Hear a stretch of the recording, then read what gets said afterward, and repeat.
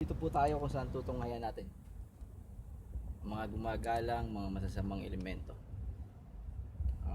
Nandito tayo sa lugar kung saan ang H11 Street, H100 Street 48. Dito daw may kumakalat na masasamang lamang loob. Alamin natin dito sa mga karapigbayan kung alin talaga ang kanilang mga haka-haka, kung totoo ba o hindi. Alamin natin sa episode ngayon.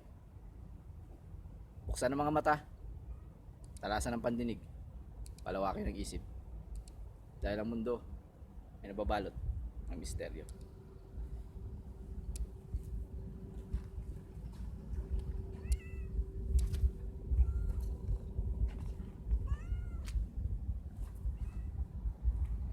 Isa pa.